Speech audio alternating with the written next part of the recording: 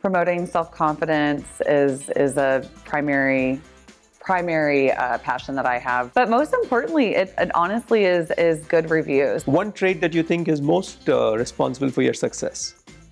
Passion.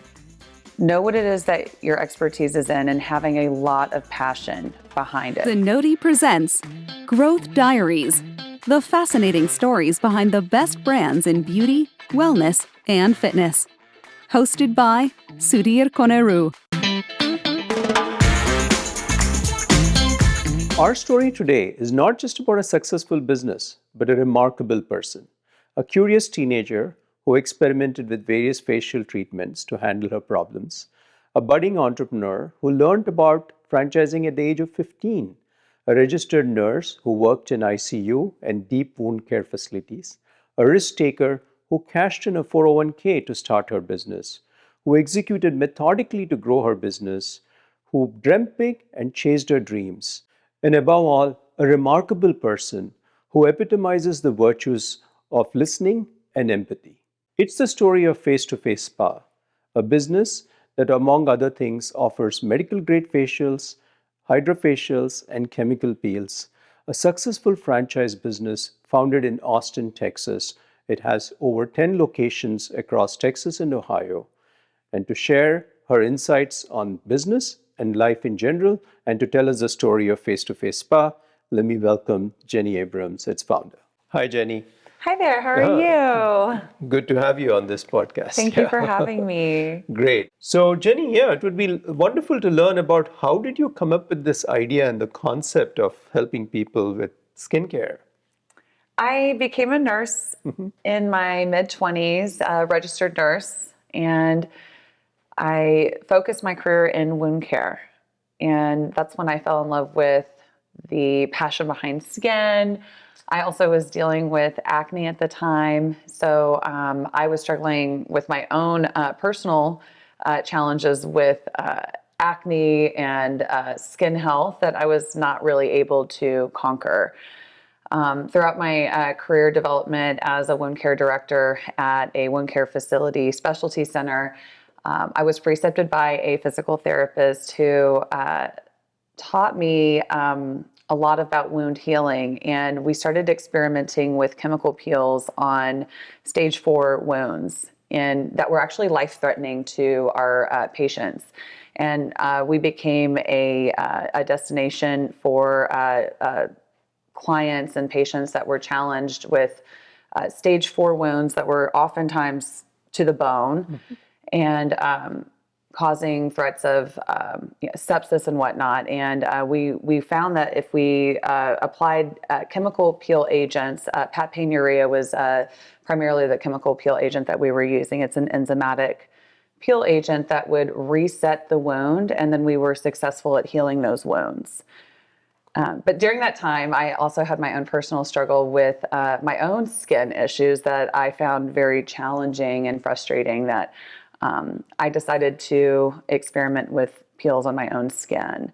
And that's where Face-to-Face was, so to speak, born. And that's where the journey. And I recollect you had also mentioned that, you actually found that people, have a improvement in their self-esteem when you see themselves in the mirror. And it's like you were convinced that, hey, this is not just a medical issue, it is a common people issue. Right? Promoting self-confidence is a primary passion that I have in my business, is helping people feel better when they look in the mirror, helping people feel more confident from the inside out and the outside in, and just making it a something that I think that a lot of it is about balance and just self-care. So once you had this idea saying, okay, there is something here which helps people to feel good, and it's broadly applicable, how did you go about learning more before you just start a business? You were doing a job, you learned the skill of math through a nurse, but now you had to actually go start the business and, get going. I think I always wanted to be a business owner. I really am in love with customer service industry type businesses, and I knew from a very young age that I wanted to own my own business. My stepmother was a business owner. She was a small business owner, a seamstress, and she had a huge influence on me. And I remember my first job was actually working with her, stuffing pins into a pin cushion at 15 years old. And just knowing that she remembered everyone's name who came in, had a personal experience with every client. So I think at a very young age, I knew that I wanted to be a business owner, to follow in those footsteps. Cool. I just didn't know exactly what field it was going to be into until I found my way as I became a nurse and went along that journey. Okay. And to start the business, to get it going in the very early days, how did you find the location, the money for this business? Because you were a nurse. It's not like you had, a lot of resources at your disposal. That was definitely, I think opportunity was everything, and just determination and knowing that it was something that I wanted to do and making it happen, pulling together the resources that I had. The first opportunity being knowing what the passion was, first and foremost, knowing what my passion was. And I knew that my passion was skincare. I knew that I wanted to promote skin health with a science backing and utilizing my wound care experience to drive that force. So I decided that I wanted to open an aesthetics specialty clinic, so to speak. And that's where Face-to-Face was created. Sat down, did a business plan. I don't think I slept. I think I stayed up 3 days straight, just focusing on that business plan. And there was a vacant space, and it was actually a Massage Heights that didn't go out of business. It was actually doing very well, but they had moved from this location that was just in my neighborhood in Austin, Texas, and they'd moved to a larger facility, and this facility was already built and it had the rooms, it had the front desk reception area. It had everything that I needed to come in and to start a business without having the startup cost of a traditional build out. There were still some startup costs, and I didn't have a lot of resources being a nurse. I had my 401k, and I had a few friends that I called. I picked up the phone and I called them and said, "Would you like to invest in my company? I'll pay you 10% back."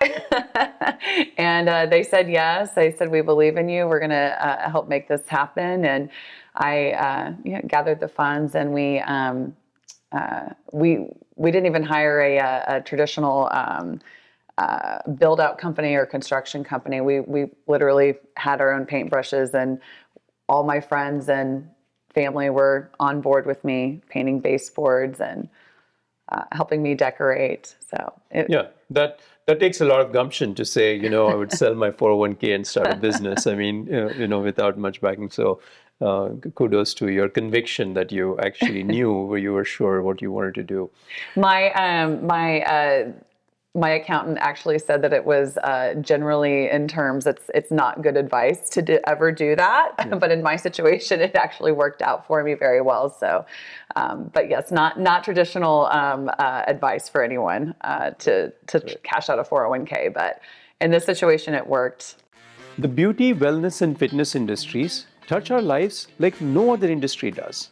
And every brand that has succeeded in this industry has a wonderful story behind it. We have stories that engage, stories that we can learn from, stories that inspire all of us. And I'm here to bring you these stories and introduce you to the wonderful people behind these brands. So if you're enjoying this, do press like and hit the bell icon to subscribe, so you'll be the first to know when a new episode comes in. And you mentioned Massage Heights. Of course, Massage Heights was a membership-based business. And I realized, although your business you started was more of a skincare kind of business, from day one, you were sure that this was a membership business, and that's how you started it. Can you elaborate on that? I think that a membership-based business is definitely the way that any self-care business should. I think it should be the focus and the forefront of the business model. And the reason I think that is because when a client decides to commit monthly to your business in exchange for certain benefits, that expenditure for that client ends up being a fixed expenditure as opposed to a disposable expenditure. And with those membership incomes, as a business owner, you know that on the first of every month that you're going to have a certain amount of income that you can depend on to staff appropriately, to maximize your schedule availability. In knowing, okay, well, this is how much we have and this is how much we need. Therefore, now I can invest more in marketing if I need to fill the schedule, or I can invest less in marketing this month because I'm actually maximized for my availability. And it also helps you be more resistant to economical challenges. For example, we all know that in the industry, in the beauty and wellness industry, during election years, so to speak, people tend to spend less. Or if there's changes in, stocks, the stock market, people spend less. But it makes it not so disposable for the client. Yeah. And I think, it's well proven with memberships. It's taking off in every segment of service industry we are seeing. But when you started in 2010, it was very early to say, membership for a medical spa kind of services was not very common. So you were quite ahead and willing to bet and do that. So once you started your new store, how did you go about getting, it's great to have an idea. It's great you got a store, but how do you get your first customers and employees, and what were the challenges in those early days? First employees. I think my first employees I found at the local schools, the schools that were known best for aesthetic education in the area. And so just introducing myself to the educators in the community, reaching out, saying, look, here we are. This is face-to-face. My name's Jenny. I'm the founder of the company. I'd love to have you come work for and represent Face-to-Face Spa. But as far as reaching clients for the first time, we started our business with printing flyers, and I couldn't afford at the time to mail out the flyers, and so we went on foot, and we would put the flyers onto the doors, and so that was the very beginning.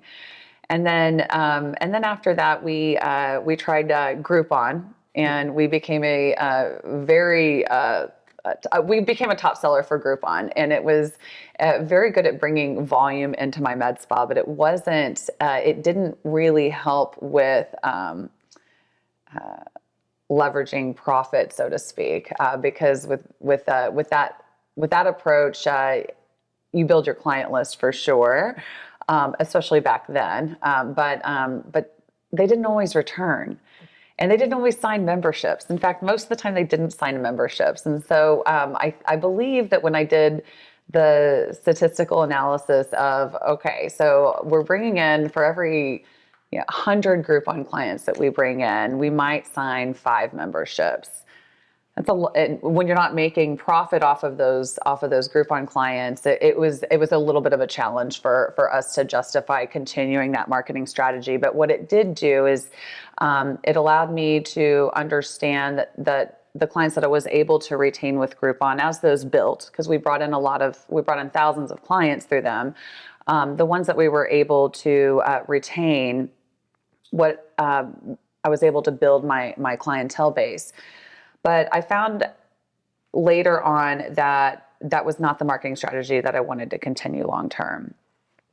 So we ended up understanding very early on that referrals were definitely the forefront of membership retention, membership initiations, the sign-up rates with membership referrals, or just anyone who would refer us directly to a family member or to a good friend, that as opposed to 5 out of 100 with our Groupon rates, that it would be 50 out of 100 that would sign up for a membership if it was a genuine referral from another client.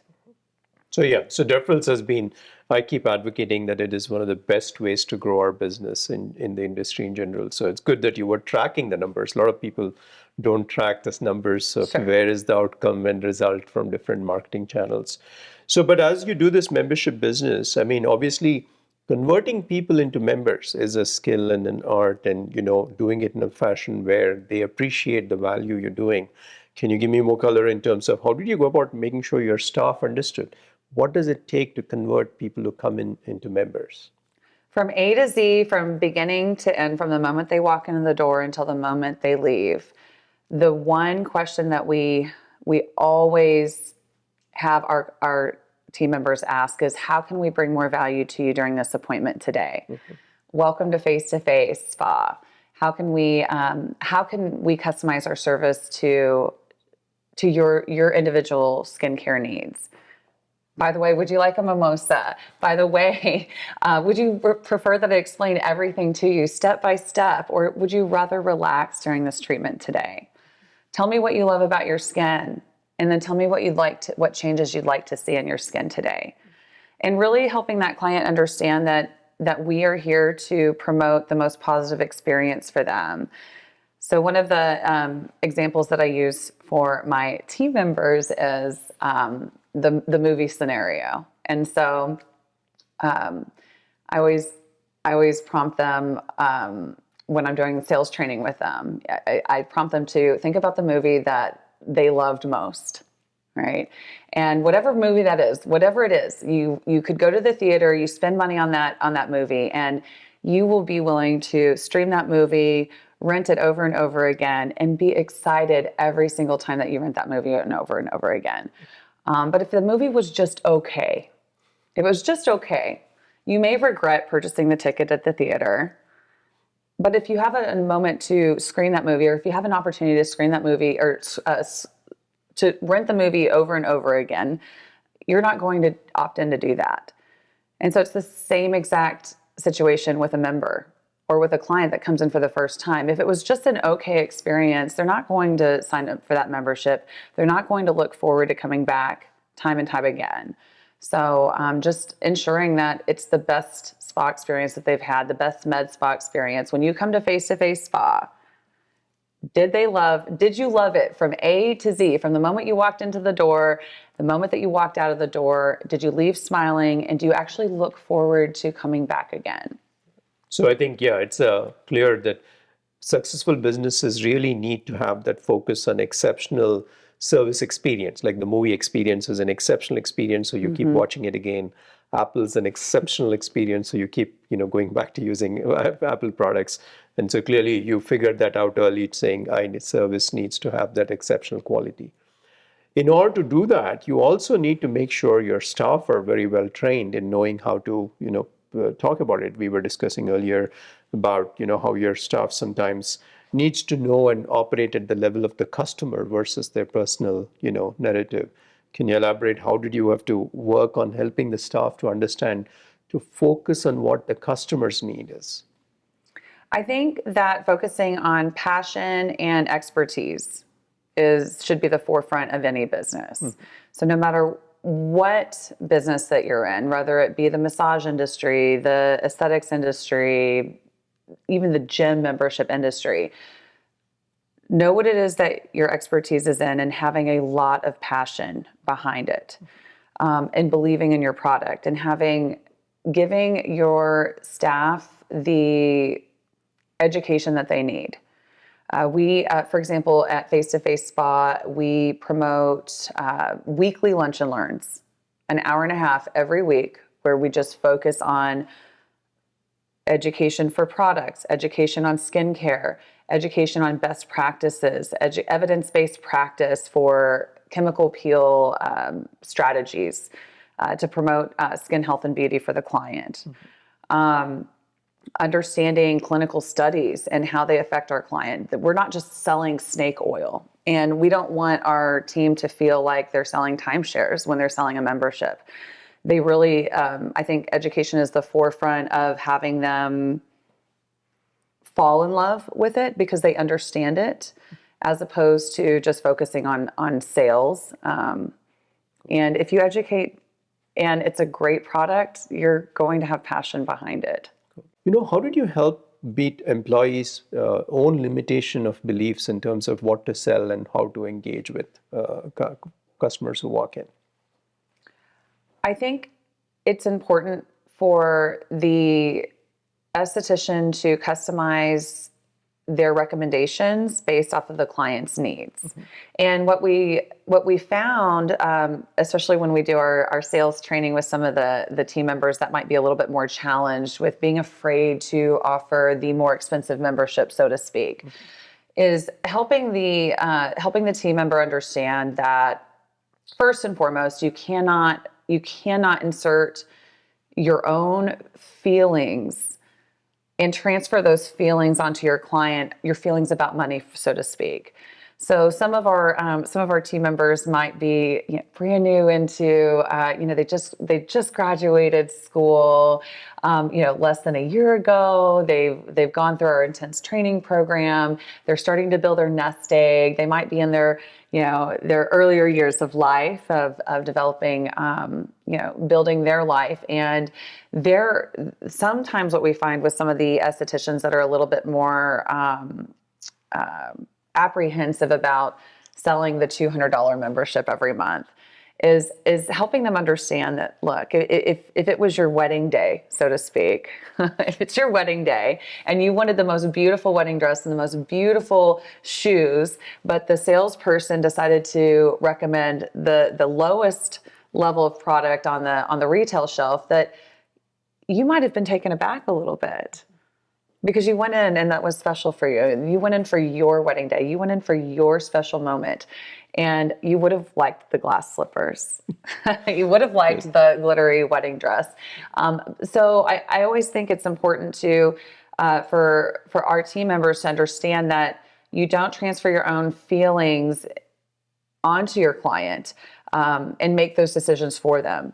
Let them know what the highest value is. Let them know what the most popular, what the most desired membership is. And don't be afraid and don't be ashamed to offer that. It's there for a reason. Yeah. It's the cream of the crop, right? But then we also have memberships that are a little bit lower priced for someone that might have a lower budget or more time constraints. But that's not always the membership that is best suited for that client and their needs. Cool. Yeah, and that's great. So you really had to invest in educating your team on the skill sets itself of doing the work and the services and all that. And then on top of it, it's great that you were educating them about life skills, about how to engage and understand psychology of humans, etc. So that's wonderful.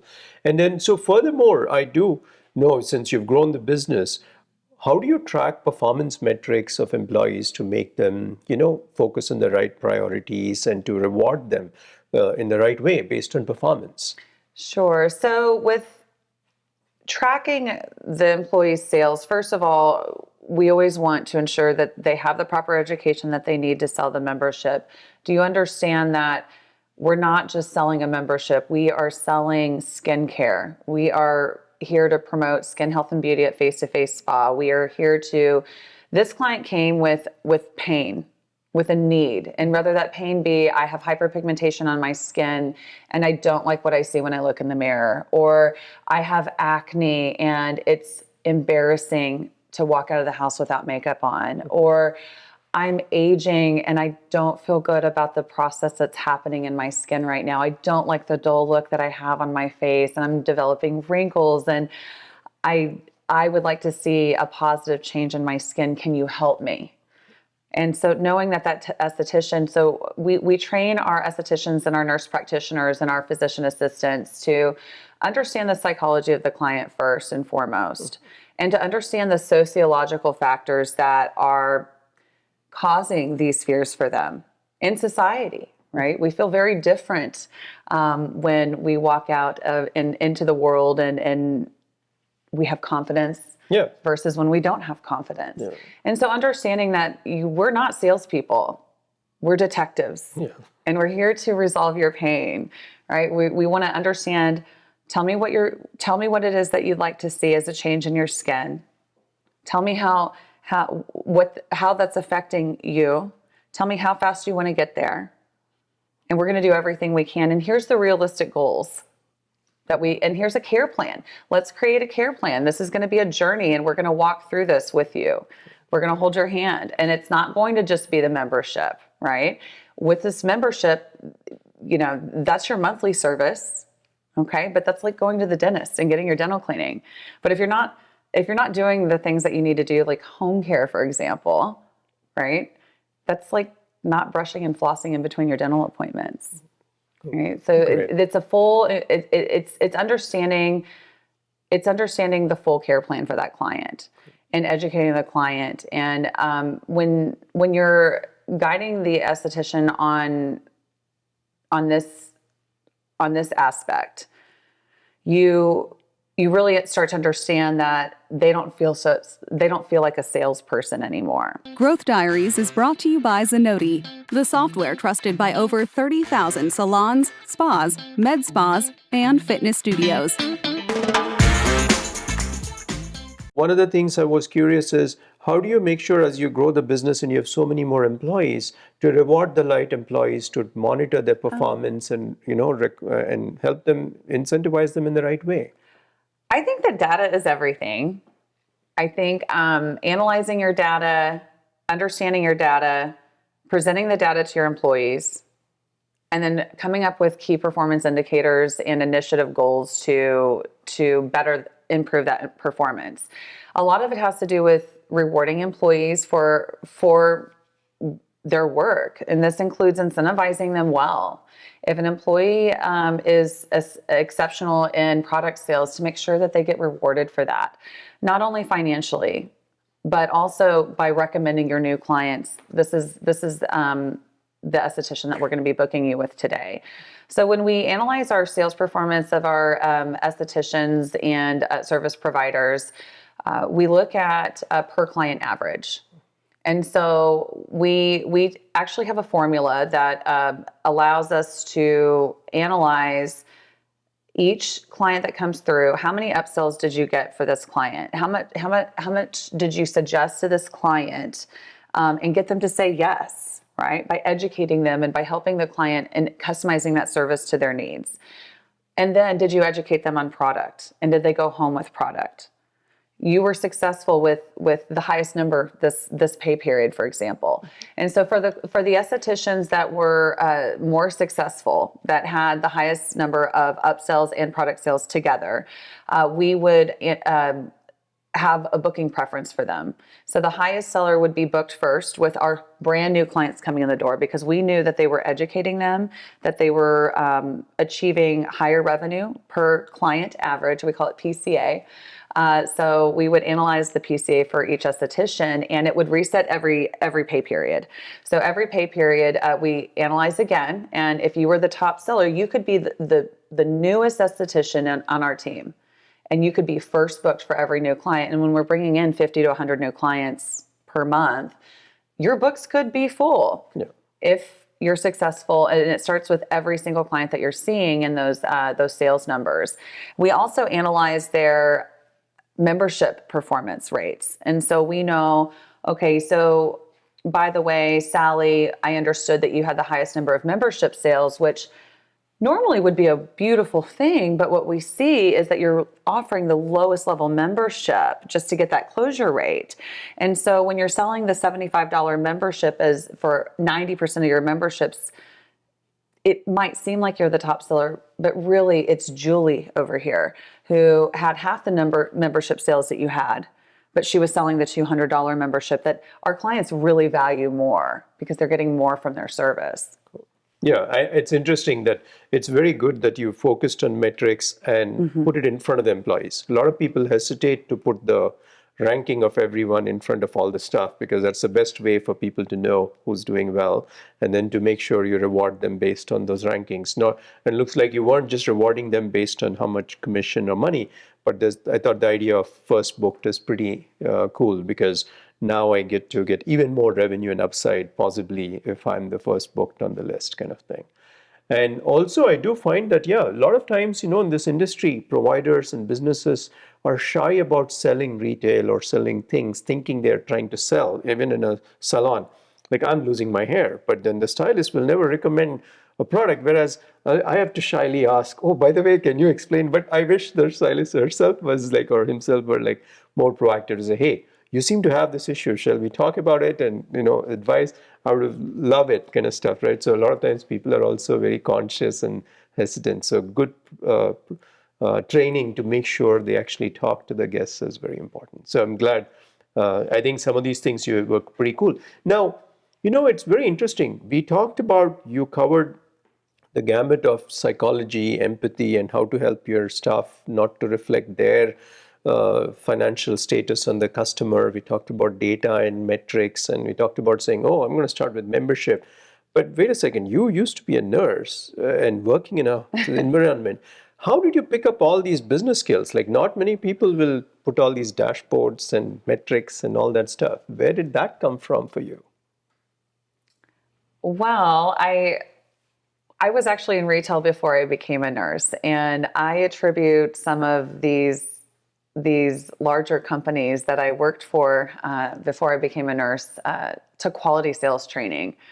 I was at Slotsky's Deli, for example, as my second job as a teenager, and I was 15 years old, and I was a night manager there, and I always liked to have responsibility even at a young age, but it was I would always have to deposit the money into the safety deposit box in the manager's office each night. And one night I was depositing the safety deposit box, and I saw the Slotsky's Deli franchise operations manual, and it was sitting there. And I decided to read it, and I loved it, and it had amazing sales training. And I was in a high school co-op program as well, and our teacher was fantastic, and she would teach us about we would get dual credit for working at 15 years old, and they taught us things to be good employees in the community as a high school student, and a lot of that training was upsell training, and that's where I learned the importance of an upsell and how that can help a business. And so we really dived deep into this in our high school business co-op program. But yeah, we learned that hey, if Wendy's didn't offer the upsell on the larger drink, we had to actually pull out calculators and do math on that. And so I was able to bring that into even when I was working at Slotsky's Deli, understanding and just performing and acting on that. Offering extra cheese, offering the cookie with their meal, and understanding how that can mean the difference of profit and no profit for a company sometimes. But then after that, I think that I worked for Olive Garden, which had an exceptional training program on kind of the same business tactics. And we would, that's where I learned the PCA actually, because at Olive Garden, when I was working there as a waitress, they would divide the ticket. We would always have to enter the number of clients at any dining table. And then they would divide our per client average. And I that's kind of where I think I transferred just a lot of the business experience I had, even with my, the jobs leading up to college.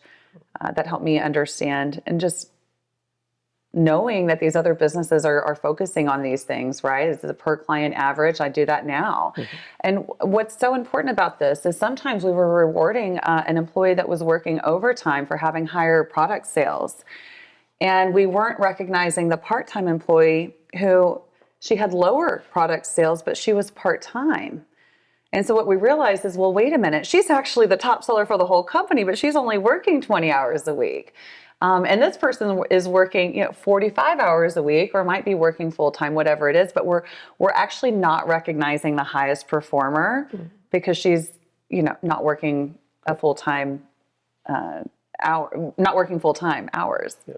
And interesting, the obsession and focus you have on employee performance and distinguishing who's a good performer must be having results, because if you recollect last year when Zenoti had the best employee awards across the industry, actually it's interesting, one of your staff members was the best esthetician performer, and it wasn't based on any subjectivity that anybody at Zenoti had. It was purely data. Like, we had a model, an algorithm which picked out based on all the things like you said, and said, who would you rate the top? And your stuff came out of the top, which was very unusual because it was like not the biggest business in the industry, but clearly you're doing something wonderful with your stuff overall. Thank you. And in terms of your learning, and you made it seem very easy, like you worked in all these franchisees, such Schlotsky's and everyone, but I think your ability to listen and empathize and internalize the data has really gotten you far, because a lot of people go through the same experiences that you did, but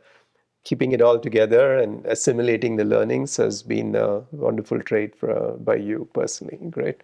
Thank you. So moving on, so you said Schlotsky's, that's where you read about franchising. So when you started your business, you knew. So how did the second store start? And tell me the next phase, because the first store was yours, your money, your capital, you made it take off.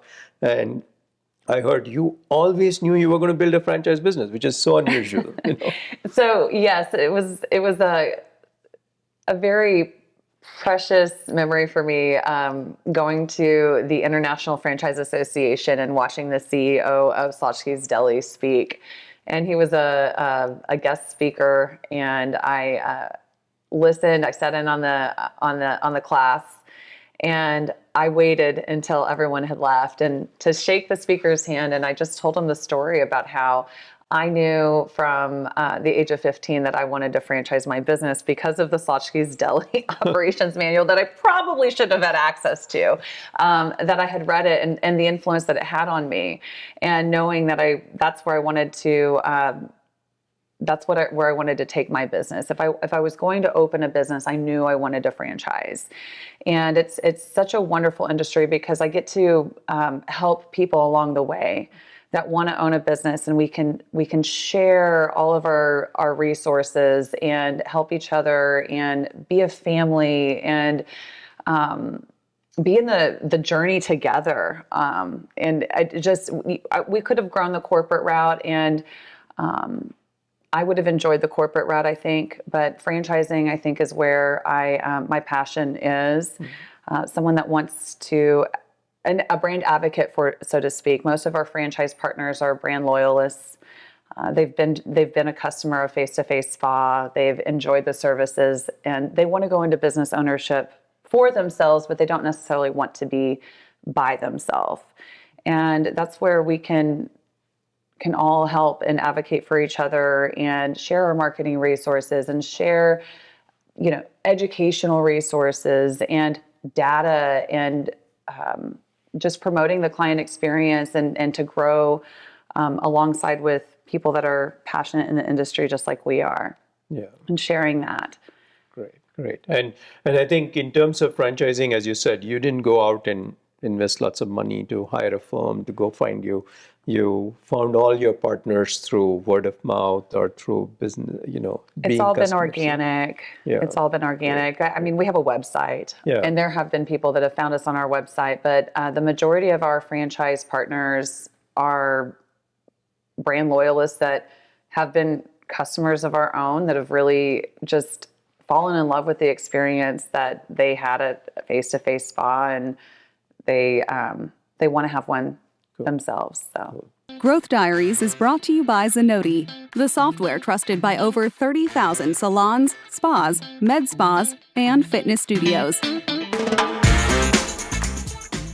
So obviously building a franchise business is not as easy as it sounds, in the sense you really need to go out and support these franchisees who have bet their, fortune behind your brand.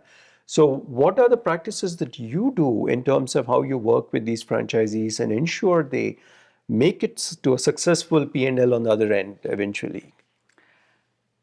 I try to support our face-to-face spa partners through marketing strategies, lots of marketing strategies, understanding their clientele base, helping educate them on what it is that brings that client back. We essentially dive deep into their community, understand, okay, are we doing community marketing? Are we connecting with the community? Do you have an SEO presence? Do you have paid marketing ads? You've got to have Google, obviously. You've got to have your SEO. You've got to have the Yelp. But most importantly, it honestly is good reviews. It's positive 5-star reviews. Are you getting your clients engaged? These clients that are brand advocates for face-to-face spa, are you asking for their review online? And a lot of times it's just asking. That's all you have to do is just ask your client. When they say, thank you so much, that was the best Medifacial I've ever had. Thank you so much for trusting me with your skin. Would you mind letting the community know about your experience with us? And so asking for positive reviews, I think, is number one. Educating your franchise partners in knowing how important that is. Secondly, driving data, just understanding here's the performance of your store. This is your per client average. For each client that comes in, they're spending this much money at your location. And if those numbers are down, a lot of times it comes down to investing in the education. And that's why we really promote at Face to Face Spa education, education, education. Because if you educate your team and your team is confident and they understand what it is that they're required to do, but they really understand it and they're really in love with it and they understand the why behind what it is that we're recommending, that everything will fall into line naturally. So I think driving data, we meet with our franchise. I meet with our franchise partners on a routine basis, and our business development managers are extremely engaged in providing this data. Every month we analyze the performance of every esthetician, every spa coordinator, all of the nurse practitioners, the physician assistants, and we look at, here are the numbers and what do these numbers mean? So it's understanding the question marks behind the data. And then once you analyze that data, you create the KPI goals, you intervene, and then you reassess. Yeah, and so it's like the biggest value you bring to the table is just you have such a clear understanding of what you need to monitor all the way from the beginning of the marketing to operating parameters to employee performance parameters, that you can educate your franchisee what to look at and optimize their time in terms of focusing on the right metrics and numbers. And it's very hard to do that. I mean, I've found a lot of businesses are not as data hungry as you've shown. And for someone who didn't necessarily go to business school or anything, you've learned your skills amazingly well to focus on data. So I think that the other most important aspect to keep in mind is that happy employees make successful businesses. And so another big idea behind keeping the franchisees successful is helping them understand that what are you doing to keep your employees happy? Are you allowing fulfillment for them? Are you promoting leadership opportunities for the ones that are seeking improvement or that are wanting to enhance their career, so to speak? Are you keeping them smiling when they come into the door? Are you doing your one-on-ones? Are you engaging with your employees? We recommend that we have something called one-on-ones that we do with every employee, because I can give data all day long to the business owner, but if they're not coaching their employees and motivating their employees and keeping them in the loop of where their own performance is, they have nothing to go by. And they have nothing to reach for. So we have something called these one-on-ones that we do every 2 weeks, and we ask the employee, on a scale of 1 to 10, how fulfilled are you working at face-to-face? and that's to everyone who's not necessarily your store employee, it's the franchisee stores. All of our franchisees are encouraged to do these one-on-ones every 2 weeks minimum. And when they answer, it's a 9 or it's a 7. We ask why. And then the question that we ask after that is, how can I be a better leader for you? And really hearing your employees and knowing that that they understand that they are the face of the business. They are the customer-facing everything to our clients.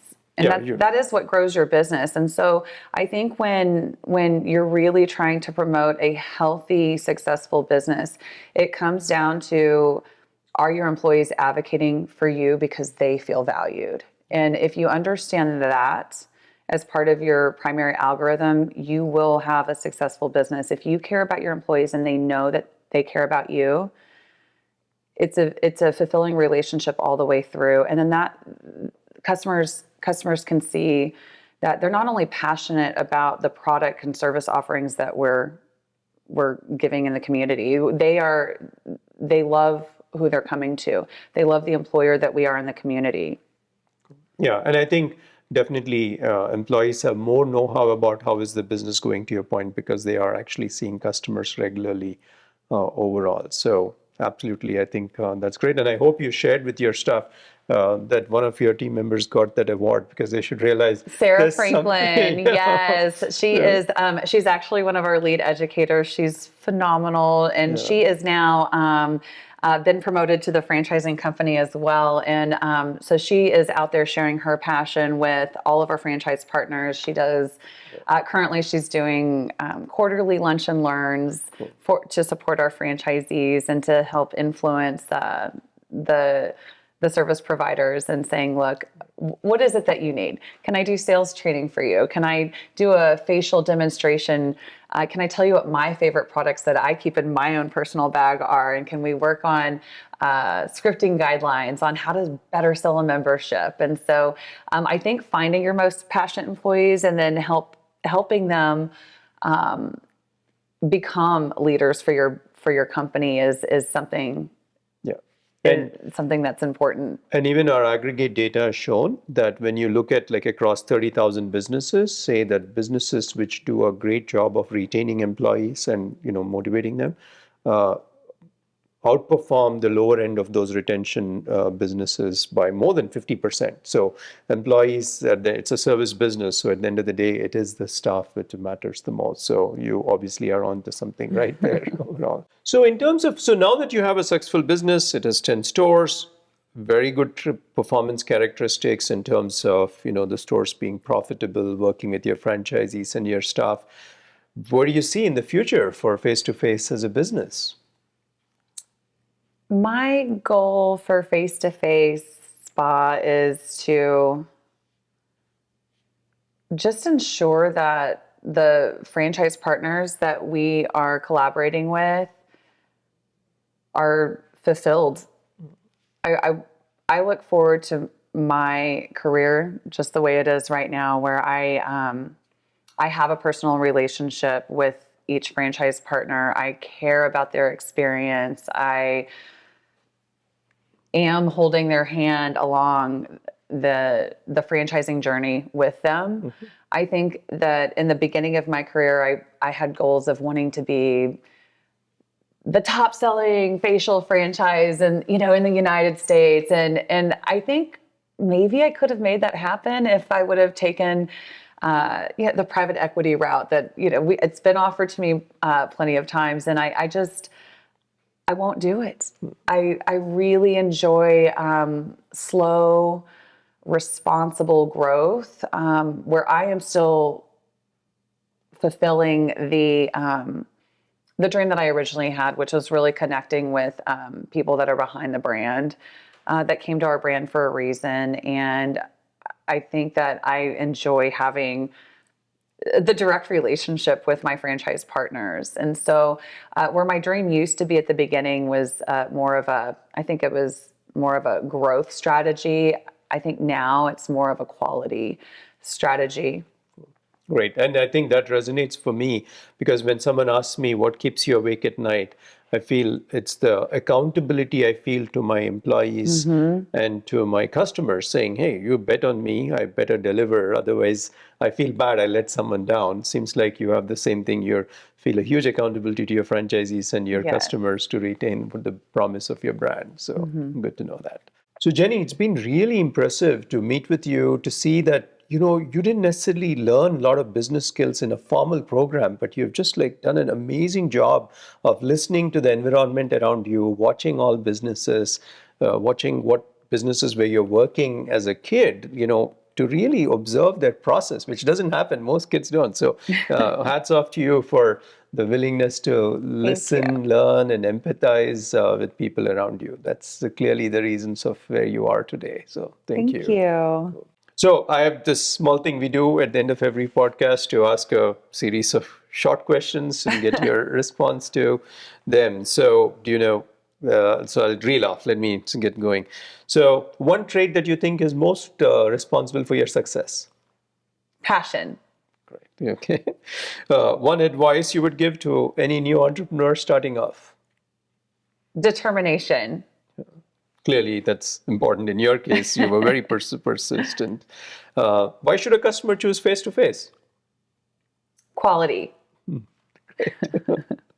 The book that you love most and why?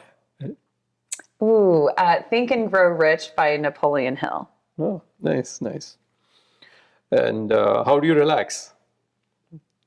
Cooking. Okay, nice. I Cooking love for cooking. others. I love cooking too. I love good food and cooking. And any favorite quote from someone?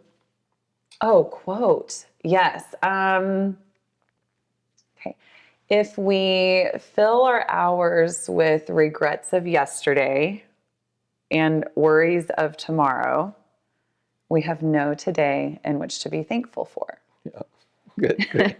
I'm a firm believer. The only reality is now, not the past or the future. Author unknown. I have no idea who wrote that, but since I was a little girl, I memorized that one. Any other hobby we should know of? I think just getting my loved ones together, event coordination, throwing barbecues, Great. events. Yes. Great. Thanks a lot, Jenny, for being part of this podcast. I learned an incredible amount, and it's very motivating to see the journey you went through. And I feel like every story is something very unique, it has to say. And I'm sure everybody's going to benefit wonderfully hearing your story. Yeah. Thank you so much for having me. You're welcome. Growth Diaries is brought to you by Zenoti.